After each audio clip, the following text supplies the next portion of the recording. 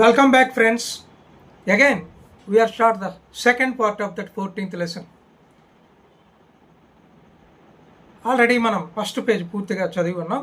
ఈరోజు సెకండ్ పేజీలో ఏముందో మీకు తెలుగులో ఎక్స్ప్లెయిన్ చేస్తాను. ఇందులో హిట్లర్ గారికి మహాత్మా గాంధీ రెండవ ప్రపంచ యుద్ధ సమయంలో ప్రపంచవ్యాప్తంగా హింసను నివారించడం కోసం ఒక ఉత్తరం ద్వారా తెలియజేయాలనుకున్నారు. అదే Mahatma Gandhi wrote a letter to Hitler.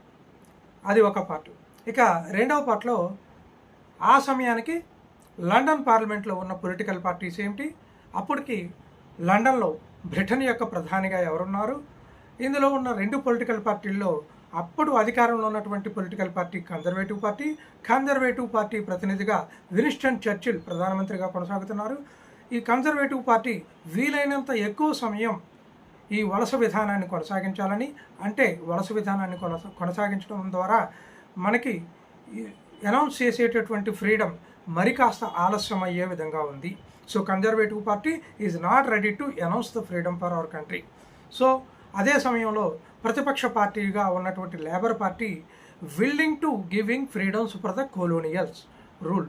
So బ్రిటన్కి సంబంధించిన వివిధ కాలనీల్లో స్వతంత్రాన్ని ప్రకటించడం కోసం లండన్ పార్లమెంట్లో కొద్దిపాటి మద్దతుని ఇస్తున్నటువంటి పార్టీ లేబర్ పార్టీ.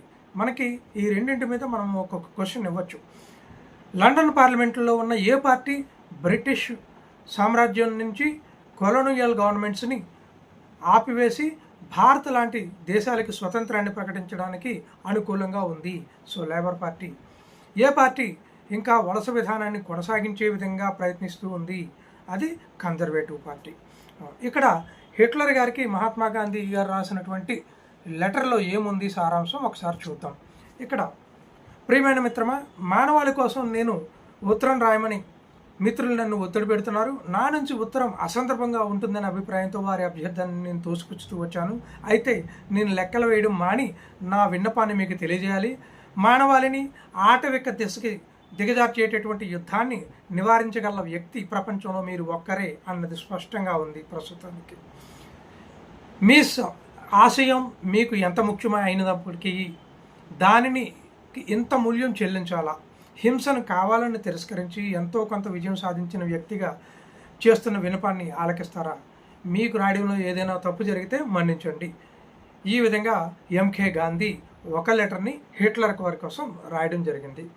ఇక మనం ఇక్కడ రెండు ప్రధానమైనటువంటి విషయాలను కూడా మనం ఇక్కడ వివరించడం జరుగుతుంది.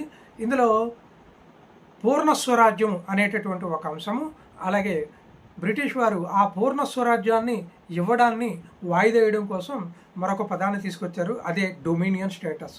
ఇక్కడ డొమినియన్ స్టేటస్కి పూర్ణ స్వరాజ్ ఆర్ కంప్లీట్ పీరియడ్కి ఉన్నటువంటి ప్రధానమైనటువంటి వ్యత్యాసం ఏంటంటే, by dominion status that Britishers announced that we are ready to give freedom for some extent in local level. So స్థానిక సంస్థల్లో మీకు ఎన్నికలు జరిపి మీ యొక్క ప్రజాప్రతినిధుల్ని మీ ద్వారా ఎన్నిక చేయించి స్థానిక ప్రభుత్వాలని మీకోసం ఏర్పాటు చేస్తాము. But the main power is under the control of British crown. British రాణి పరిపాలన చేతిలోనే ఉంటుంది. బట్ దానికి వ్యతిరేకంగా కాంగ్రెస్ పార్టీ లీడర్సు, జాతీయ ఉద్యమకారులు అడిగేది no, we don't want that kind of dominion status, we want complete freedom, Purna Swaraj. మమ్మల్ని పరిపాలించుకునేటటువంటి హక్కు, మా కోసం మేము శాసనాలు చేసుకునేటటువంటి హక్కు మాకు కావాలి. You have to quit India and announce the freedom, we want complete freedom, we are not accepting any that kind of dominion status. So ఇది మీరు అర్థం చేసుకోవాల్సినటువంటి విషయం. డొమినియన్ స్టేటస్ అంటే కొద్దిపాటి షరతులతోటి స్థానిక ప్రభుత్వాలలో ప్రజాప్రతినిధులని ఎన్నుకునేటటువంటి అవకాశం బ్రిటిష్ వారి ద్వారా మనకి లభించడం. సంపూర్ణ స్వరాజ్యం అంటే ప్రస్తుతం మనం అనుభవిస్తున్నటువంటిది. ఇలాంటి స్వాతంత్రాన్ని సంపూర్ణ స్వరాజ్య ప్రకటన ద్వారా కాంగ్రెస్ పార్టీ లీడర్లు డిమాండ్ చేయడం జరిగింది. సో బ్రిటిష్ వాళ్ళు ఏదో విధంగా ఈ ఫ్రీడమ్ ఇవ్వడాన్ని కొంచెం ఆలస్యం చేయడానికి ప్రయత్నించారు. సో దీనిలో భాగంగానే వారు ఒక కొత్త అంశాన్ని ముందుకు తీసుకొచ్చారు. అదేమిటంటే, Congress party not only the organization which is representative to all of the Indians, మొత్తం భారతీయులందరికీ తరపున వకాల్తా తీసుకోవడానికి కాంగ్రెస్ పార్టీకి మాత్రమే హక్కు లేదు. ఇక్కడ ఇంకా వేరే వేరే సంస్థలు ఉన్నాయి, వేరే వర్గాల ప్రజలున్నారు, వేరే మతాల ప్రజలున్నారు. సో వాళ్ళందరి యొక్క ఆకాంక్షలకి అనుగుణంగా కాంగ్రెస్ పార్టీ పనిచేయడం లేదు అన్న విషయాన్ని కావాలని బ్రిటిష్ వాళ్ళు పైకి తీసుకొచ్చారు. ఈ విధానాన్నే మనము విభజించు పాలించు అనేటటువంటి అంశంగా మనం చదువుతాం. సో ఇండైరెక్ట్గా బ్రిటిష్ వాళ్ళు మన స్వాతంత్ర్య ప్రకటనని ఆలస్యం చేయడం కోసం ఇక్కడ ఉన్న వివిధ కులాలు, వివిధ మతాల మధ్య చిన్నగా విభేదాలు సృష్టించడానికి అనౌన్స్ చేసినటువంటి విధంగానే ఇది కనిపిస్తుంది.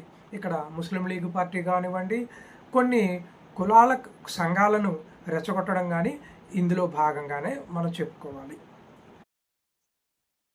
హాయ్ ఫ్రెండ్స్, ఇంతవరకు మీరు ఈ ఫస్ట్ 2 పేజెస్లోనూ ఉన్నటువంటి కంటెంట్ని నేర్చుకోవడం జరిగింది. అయితే ఈ 2 పేజీలలో ఉన్నటువంటి కొన్ని ఇంపార్టెంట్ ప్రశ్నల్ని, వాటికి సంబంధించిన ఆన్సర్స్ని అండ్ కొన్ని ఆబ్జెక్టివ్ క్వశ్చన్స్ని, ఏమైనా మ్యాప్ పాయింటింగ్ రిలేటెడ్ పాయింట్స్ ఉంటే వాటిని తదుపరి వీడియోలో, నెక్స్ట్ వీడియోలో మీకోసం ప్రజెంట్ చేస్తాను.